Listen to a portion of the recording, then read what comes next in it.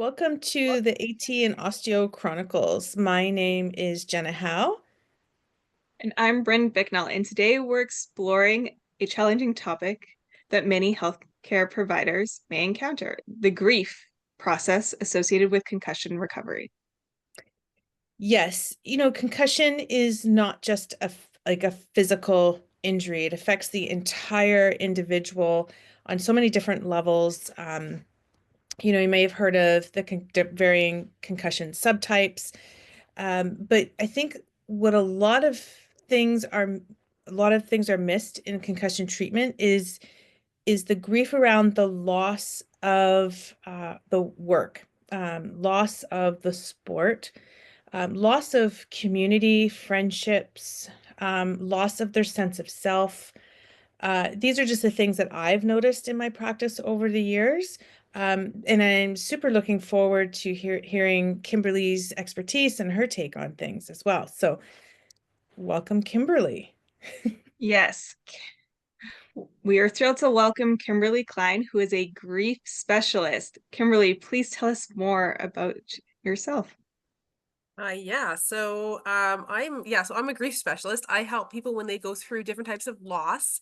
And people often think of grief and they always think of like loss of a loved one or loss of a job or something like that. But really it comes in all different shapes and sizes. So it can be a loss of mobility, it could be loss of again, you're talking about when we're talking about concussions, it is just sort of like basically a lot of stuff comes up, a lot of emotions come up, a lot of loss of like friendships and relationships, uh connections to people around them, because concussions have a kind of a broader spectrum of what of like kind of like there's upset, there's anger, there's sadness, there's frustration, there's so many emotions that can come up during people trying to get over their concussion or trying to go through these processes, in this new exploration of the word concussion for them.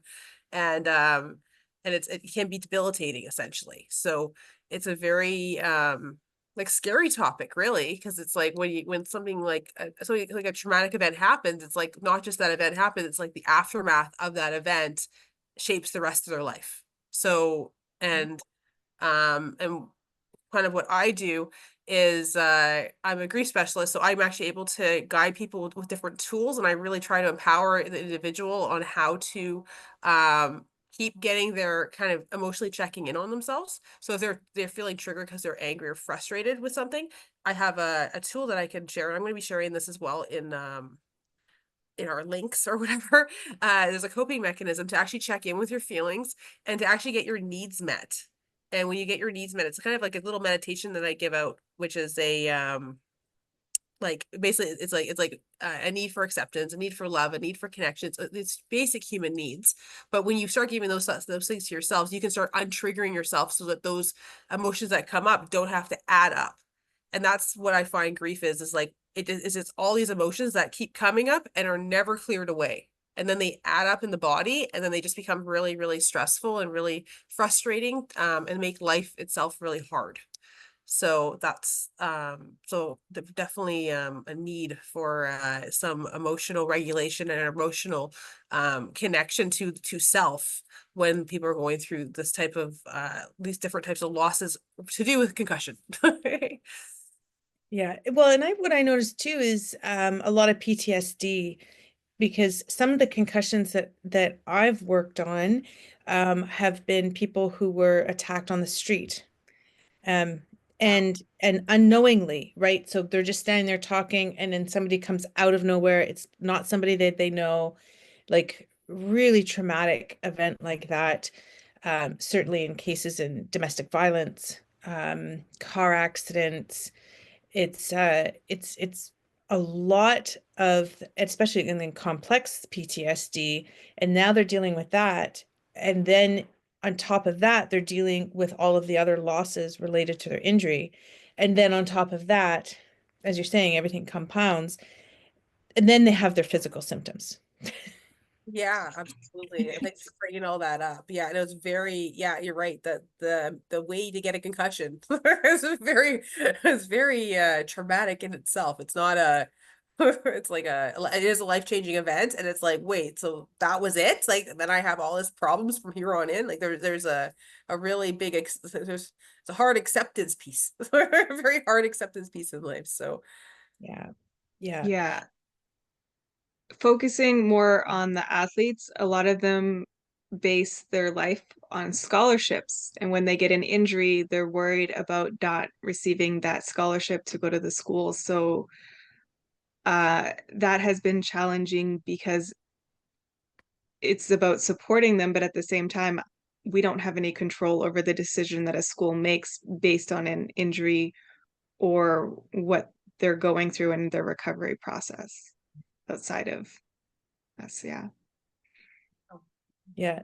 It's yeah, really neat when I was listening to Kimberly talk about um just sort of things piling on and piling on. The way you described it actually reminded me of I did my yoga therapy certification many years ago, and it wasn't yoga therapy from a you have arthritis, so here's how you're going to change your yoga practice. It actually was based on the eight limbs of yoga, more of an Eastern philosophy of yoga. And when we started talking about grief, it one of the analogies that we used was the term of samskara, and it's like there is a grief moment, and then it creates like a little pebble, and then there's another grief moment, and then it creates another coating around that, and then over time, now you have this great big ball of all these layers of grief experiences, and then something happens that maybe somebody else who haven't had the accumulation of grief experiences might look at a scenario and go, well, that was no big deal. But for the individual, maybe they lost their favorite sweater or something, yeah, arbitrary, really. But then it becomes this massive grief experience because it's pulled forward all of the other grief experiences, and now it's this huge thing that they have to deal with. So I don't know, I kind of deviated a little bit, but that's when you were No, describing it, that's that's great. what I that's a thought great. about. I like that. I like that. I like that. Love that analogy, because that is uh, Yes. part of it. Because it's just like that trigger is like, why is that person reacting? We always ask, like, why is this person reacting so much? And it is because it's not that one little experience. It's all those experiences that have added up to the extreme, and then it's like that's like the explosion point, or what you want to call that. But that makes everyone make sense more. So I'll say like. So what are some signs that people should be looking for to know maybe to seek out a grief specialist before it gets to that explosion portion? Yeah, so basically, so in my practice, what I do is I actually have a lot of tools to start clearing out like kind of scenarios that have been impacting your life in general, like this, like, oh, I'm pissed, I'm, kind of like things that you can't kind of get over, that, or relationships that you can't get over, and you keep getting triggered by them. Mhm. So it pretty much is like everybody and anybody kind of, it's kind of like the scope, and then we can kind of narrow it down to when should you come to me, right? So it's it's like like when people experience my sessions are like, actually everybody should come to you, like just to clear some stuff out, and then they can start fresh again. Because I have like different modalities that I use that are like a full on grief release, so they can just clear out everything from their life. Let's just get it all done now instead of like going from piece to piece to piece. Because anyway, so the short answer is, when people are really start getting overwhelmed with, and go get to that trigger point where they're like going to explode, and then, or they start noticing the same scenarios over and over again, or like really triggering them. So I'm seeing this a lot with like mothers right now. Like I'm like, okay, they have a new kid, they have like three kids, and they're just like, they've had their break, they've done all this self-care work, and then they still come back into the same environment, and they're triggered because they're still dealing with the same kids, right? So it's like a very like, this is a triggered event, is actually your kids. So I'm like, oh, okay. See, so so then it becomes like, okay, we have to unravel that so that we can just get back to like being calm and at peace, and then they can now, and coming from a different where they are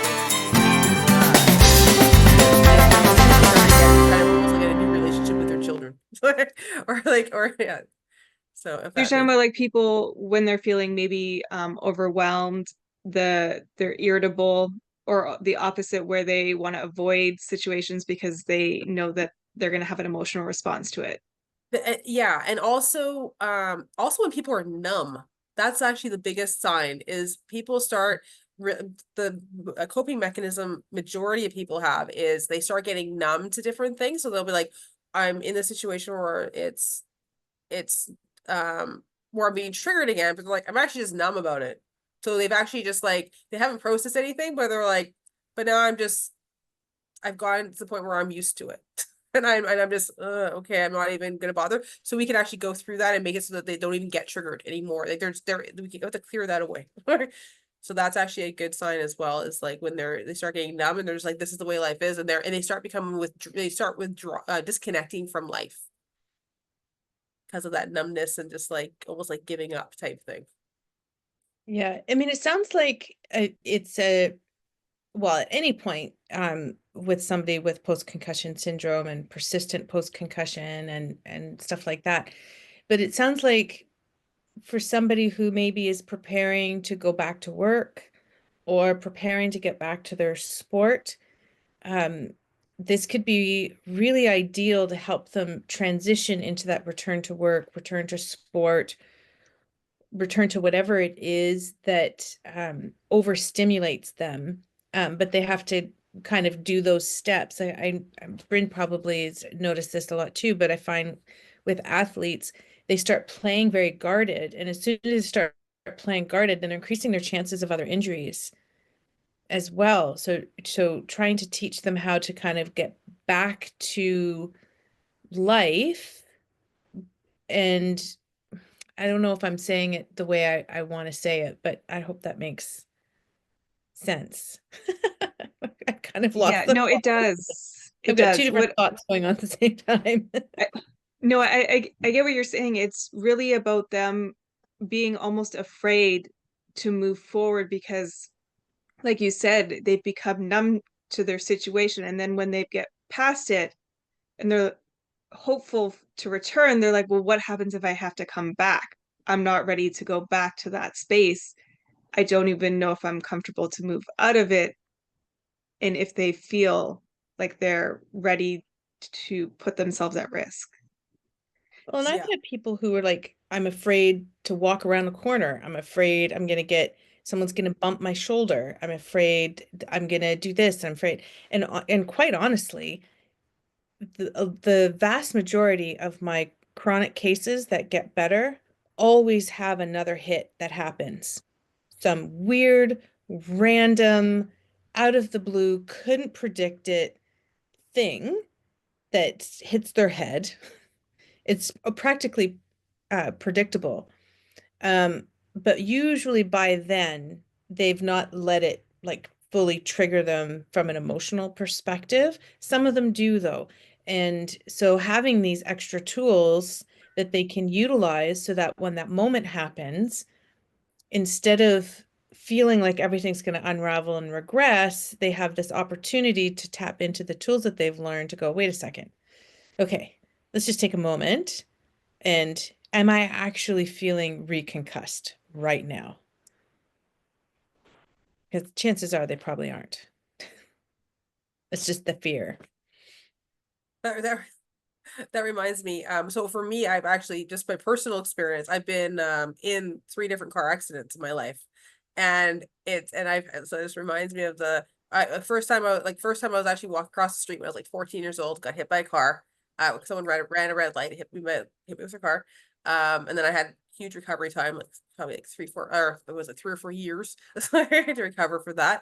And then the second one was when I was 22. Me and my sister walked across the street. A cop car turned left into us, Oh and it my was just God. like this horrific experience. And then the third time was I was at work and I got hit from behind, and I just felt my whole body go clunk clunk, and I'm like, okay, I know what to do. I need to book my chiropractor. I need to book my massage therapist. I need to book this. I need to book. I know exactly what to do. There's no Like I was just an automatic response. I'm like, ah, shoot. Now I have to do another couple years of going to appointments. Like it's just like that's not my reaction. Like, oh crap.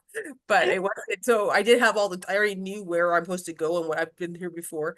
And it which made a difference for me because I'm like, okay, like it was just step by step, not just like I wasn't reactive or I wasn't upset about everything. It was just like, okay, these are the motions you have to go through to make this, you have to fix my body, and there's no other way around this. And so there's almost like an acceptance there that I'm hearing when you're talking about concussed patients when if they get knocked in the head again. They're like, oh, we know the Yeah. answer, know some of the tools you can draw from what you know. Yeah, And exactly. unfortunately, like didn't have to learn this lesson again. Yeah.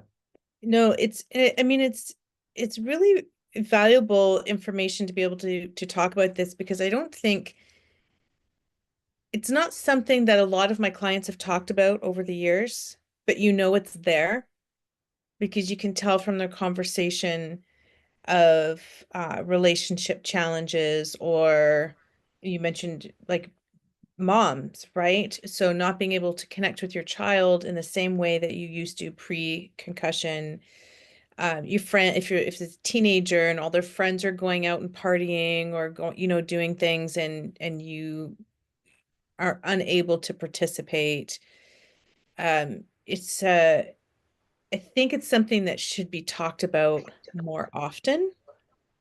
Well, So there's I'm really definitely happy we're having this Yeah, conversation. there's definitely a breakdown in relationships. Like that is where I can see the biggest impact that a concussed person really has is because like nobody really understands what's like when you get hit by something and then you start to going, oh, I had concussion. First of all, nobody really understands what that means. They don't have like a knowing of, oh, when you're concussed, you have this much time to recover. You have to recover from that. It's like they just think, oh, they just hit their head and by tomorrow, the next day they should be fine. So then if things have changed for that person. So they might be losing their memory, they might not be showing up for appointments on time. And then that actually impacts relationships because now they're like, now we don't trust this person to show up on time, or the relationship can change dramatically. And other people can become frustrated with them, but then they're also like frustrated with themselves. They're like, why am I not remembering stuff? Because this is what they expect of that's their normal, right? We're adapting a new paradigm. Yeah. And then that becomes like this it's a lot. It's really a lot for someone to shift, like to have this experience, and then the people around them not understanding why, like what has been the change, because it's like, oh, they just bumped their head, but they didn't. It was a bigger event than that. And especially if they get headaches and then they can't take loud noises. So as you're saying, like if you're a teenager or something like that, and you can't go to the party because there's loud noises there, or you can't drink because you're like, that's just not going to work. I'm just going to be dizzy and more dizzy or whatever it is. Like, this is not going to be a good plan. So it really, it makes it a very long, like a very life-changing significant events for everybody around them without, and people not really understanding why. So there's like this misunderstanding, being misunderstood is a big part of this. That's what I'm understanding, what I see in this. And that's frustrating. It's very frustrating, I can see. Yeah. And then as far as grief goes, like again, all those emotions are coming up of like sadness and upset, and what I say when for grief, like when it starts building up and building up and building up, it ends up being like there actually ends up being like a big weight. I always say there's a weight to grief. So you're always like carrying this extra weight on your shoulders that you're like, oh my God, there's so much I'm carrying, but you don't really know you're carrying. You're just like, I'm just exhausted, like you're kind of get exhausted and you're frustrated, and all his emotions are there. And it's very anyways, it's that, like when I'm, how do I say that? Lost my train of thought. I had a point. Hold on. um, okay. Wait, sorry. When you have this big weight on your shoulder, it's like that, and that's where I can like when I work with people, it's like, okay, let me show you how to release that weight, and then also how to start when an emotion does come up, how to untrigger yourself so you're not, so you can just, it's process. You don't have to keep carrying this heavy weight. Yeah. And then it's not, and then becoming emotionally regulated is a huge part of this transition, so you can keep being nice to yourself pretty much all the way through when you're trying to recover with everything that's going on around you. Um like even like how to even share information with people around you so that they understand that you're dealing with this. the really big problem for everybody. Yeah, because not all family systems are supportive family systems, and not all workplace situations are also, supportive and welcoming. And, we kind of assume, I think like when you are in this work, you're in this work as a supportive person. So it's hard to imagine that somebody would be going home and walking into a very unsupported situation. But of course, the reality is that lots of people are they leave our office and they're feeling supported and cared for and understood and all the things, and then they go out into the world, and it's for many people it's a very different a very different experience. I find, like, osteopathically, when emotional stuff comes up, it's I'm just there to hold space and offer an opportunity to refer out to somebody. I usually wait till somebody asks, because often if they're open to discussing their emotional experience with their injury, um, they'll usually ask and say, "Oh, I really feel like I need to talk to a counselor," and not many people actually really specialize with concussion or know anything about concussion, and I'm finding it a challenge. So, for me, sometimes I'll go into the yogic explanation of the injury, and I tap into sort of eight limbs and sort of Eastern philosophies. What about you, Bryn? How do you approach, those more emotional aspects of the post-concussion with the people that you're working with athletic therapy? So one of the main things that we were taught is to try to keep them in life as much as they can to their normal. So if they were a part of a team, they still show up for the team. They still go when they can, help where they can. I think the same thing would apply to relationships. Maybe your memory's not the best. Maybe you have to put notes in your phone to, notify you that you need to do things at this time to support the family. And it's really just making sure that it's manageable for you while you're in that healing. We also do a lot of, I would say, quiet time where people try to get their rest. So it's about establishing them to do that. And then I like to give them activities so that they can try to progress and move a little bit further in their stages as well. So I like to walk them through that and talk with parents and family members and kind of give them a little bit of how they can support the individual that they're with as well. Oh, that sounds great. Beautiful. And I also want to mention, like, that as humans we have a lot of expectations of ourselves. Yeah. So us going back to work, us going back to the team, we always think we're more ready, or like it's like we don't listen to our body. So we're just like, we should be fine. We'll just go back on the field and get it done, right? Like that, and then we have been trained that way. Like that's like our society has trained us, like, you just get back in the game. You don't take, you deal with your stuff for a little bit, but you have to get back in the game. And so there's an expectation that you can't, like, that you can't take care, you can't just enjoy, like, take your time.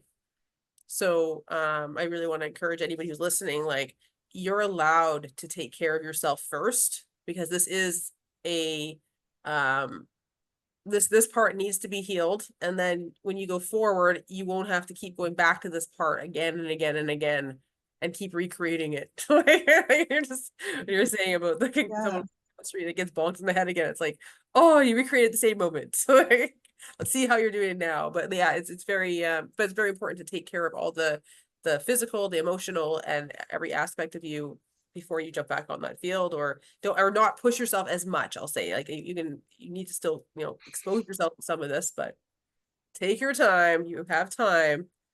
Yeah.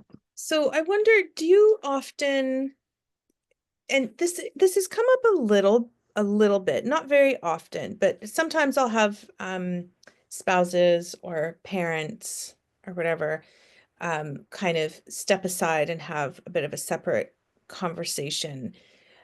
Do you ever work with the family members of the concussed individual?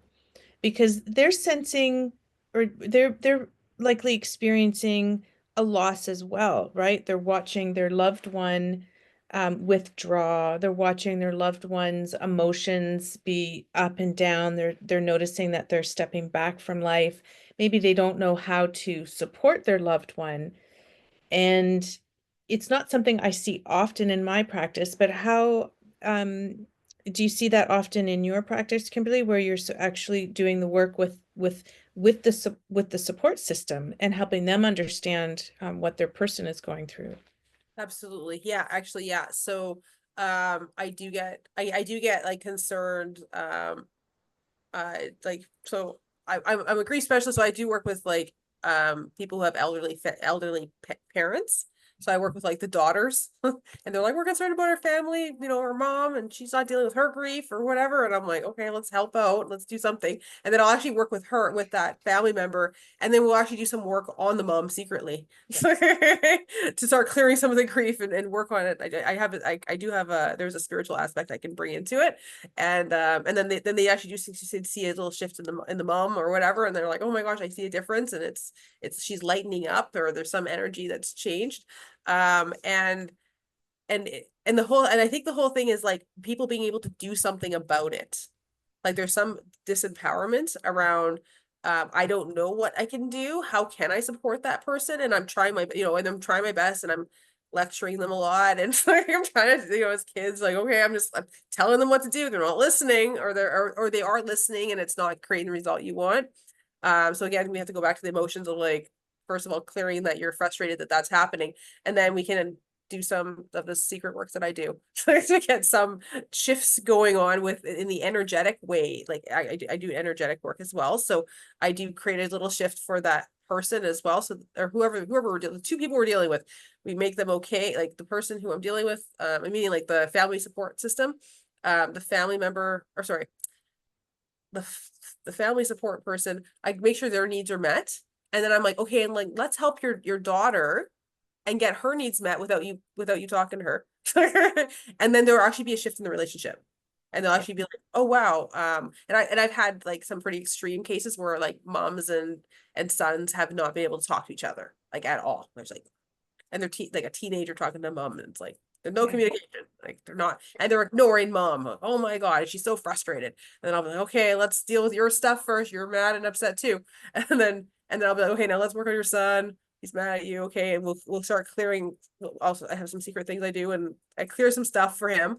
And then I don't know if I'm not swearing on this podcast, but and then he'll finally say, fuck off, mom. And then she'll be like, and then she's like, she told me to fuck off. I'm like, he's communicating. Perfect. We have a breakthrough. Let's do that. It's a start. It's Yeah. okay. What else do we want? We want something nicer, right? Okay. Then we start working on it, and then we do a little bit more work, and then we do. And I have seen the breakthrough of like the son inviting her to a game.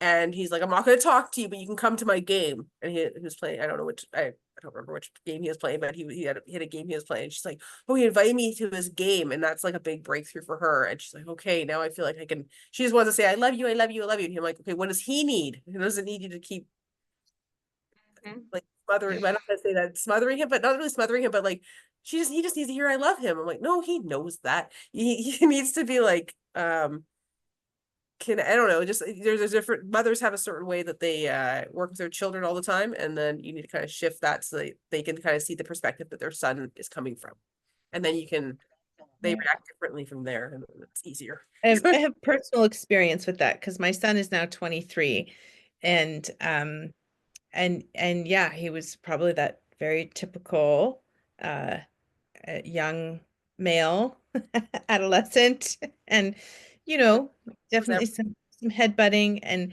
and I remember one time very clearly let's just make it clear. I was nagging him. I was momming him to death. And he finally just said, I am a grown man. Stop. I've got this. And like he might have been 20 or 21. And it was like, right. Yes. Yes. Grown man. Mom. Okay. And so from there, the the constant tongue biting. Yeah, exactly. Pause and listen and just be there. And so it's taken a lot of effort.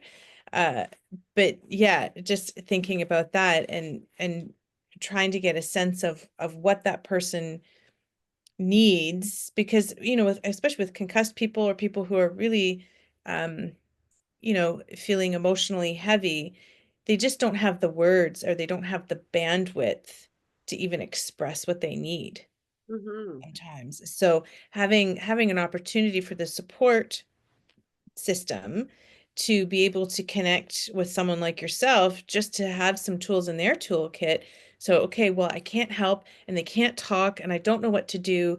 And okay, I'm just going to do this over here. And so they still know I'm supporting them, but I'm not doing my normal thing. Exactly. Which it might Yeah. be what they need. No nagging, please. Yeah, Kimberly, I really love the fact that you pointed out that it's almost like even the person who's going through the grief, the concussed individual, or the support, when they run out of those tools to help or get the help that they need, it's almost like there's that hope that's gone. They don't have that hope anymore or a positive thing to look forward to. And then when they can find someone that understands them, is able to give them a tool that works, they Yeah. know where to go for it and then they can move forward with it.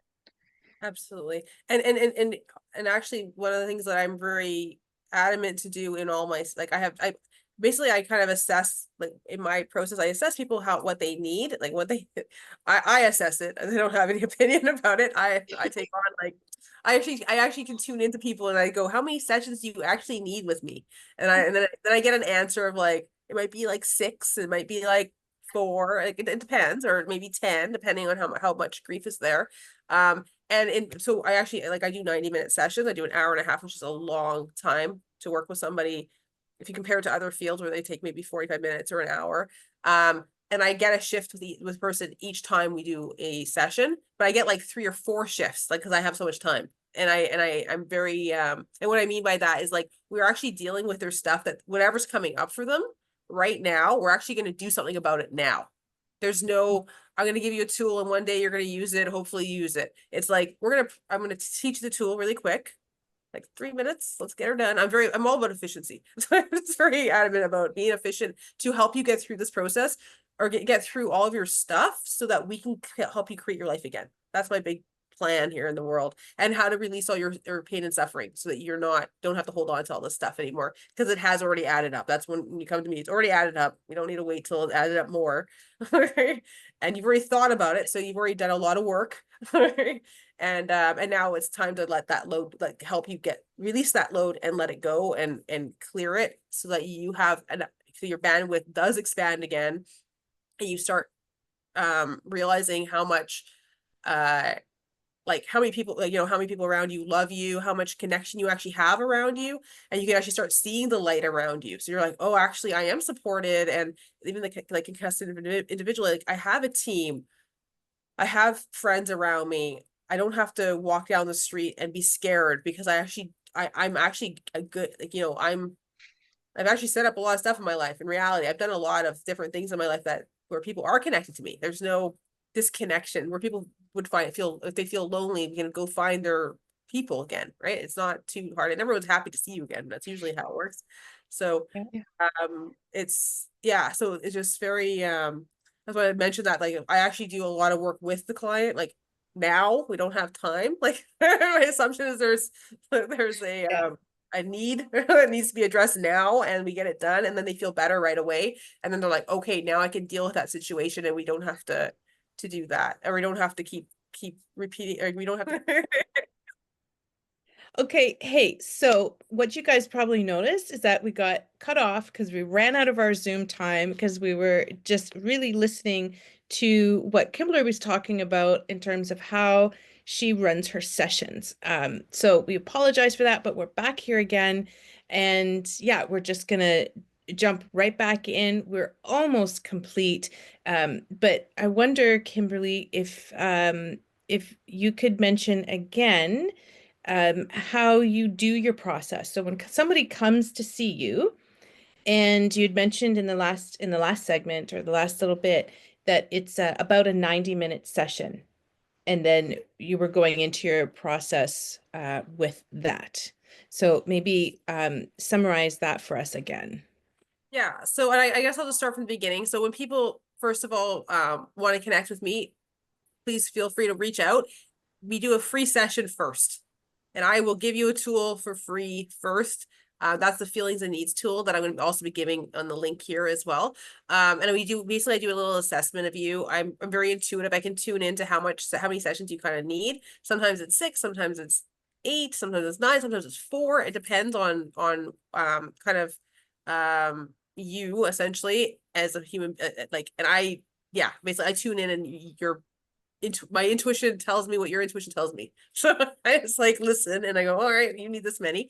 And then we go from there. So, and so that's the first step. And then when we go into our sessions, we do 90-minute sessions.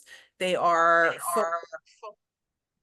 I use every minute. I do not like if we have 10 minutes left, I'm like, we have 10 minutes left. What else can we get done? Let's get her done. Right. Like, and so I'm very, very big on respecting your time and really in connecting to what you need.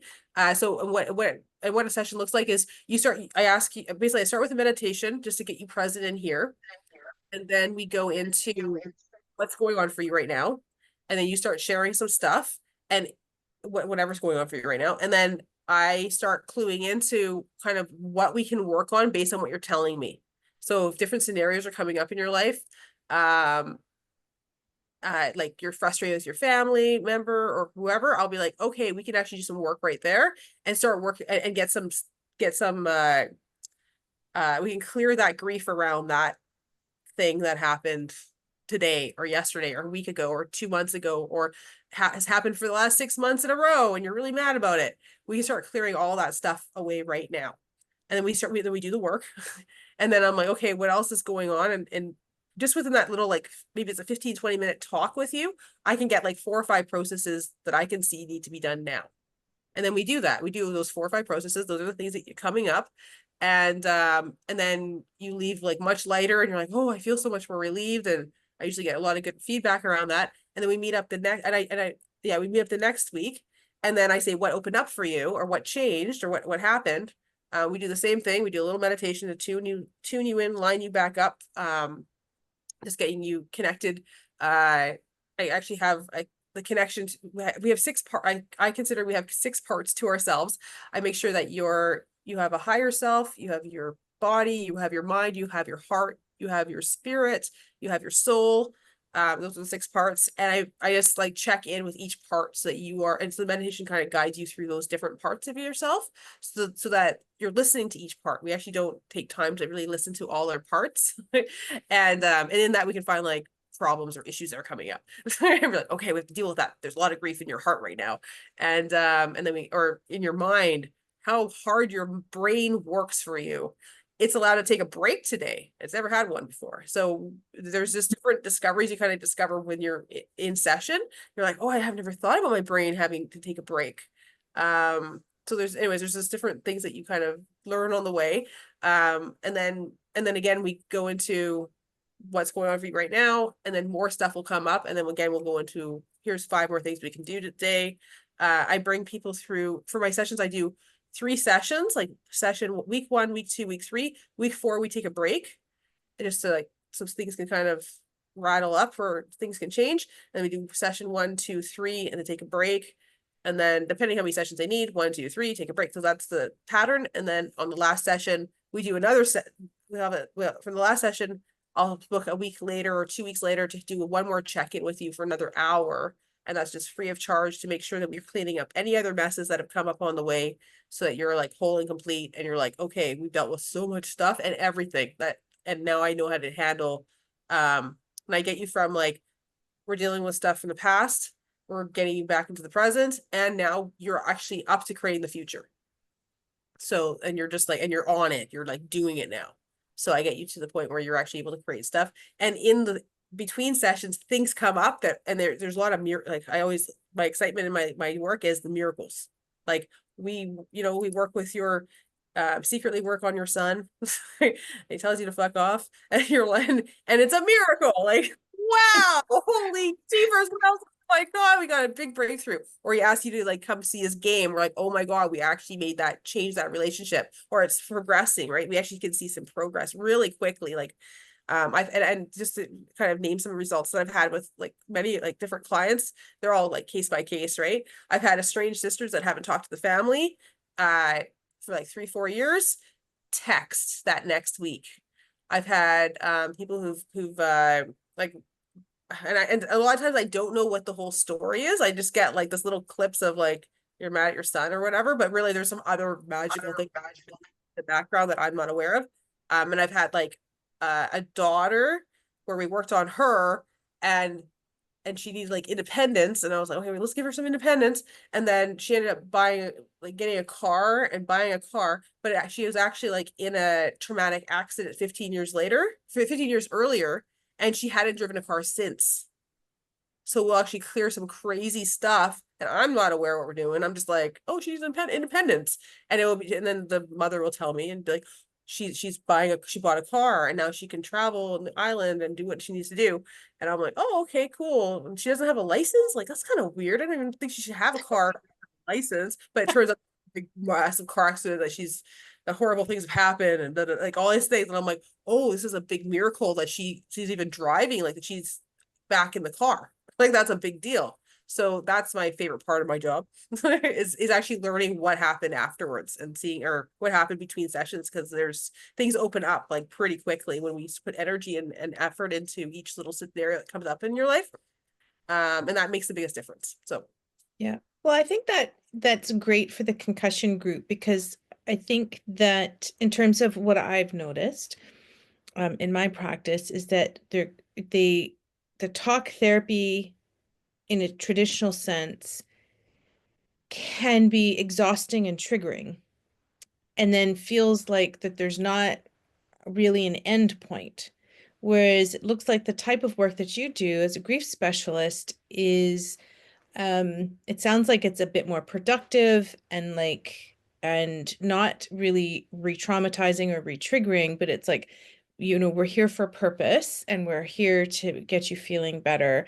And then an offshoot of that is that their relationships with potentially their family and their coworkers, their support systems, will also have this benefit. And so it kind of grows from there. Does that beautiful. sound Yeah, that's correct? a beautiful way of saying it. And I always say to people, like that I get people to the end of their grief.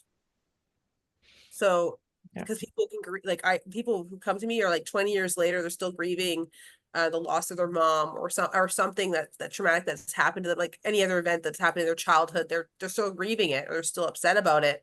And I'm Yeah. like, let's get you to the end of that so you never have to keep doing that. Like, my assumption is you've thought about it a lot, and that you've done a lot of work. You've already done a lot of work. And it's like, I'm gonna get you to the end process now. Let me show you the end process so you don't have to keep doing that again and again.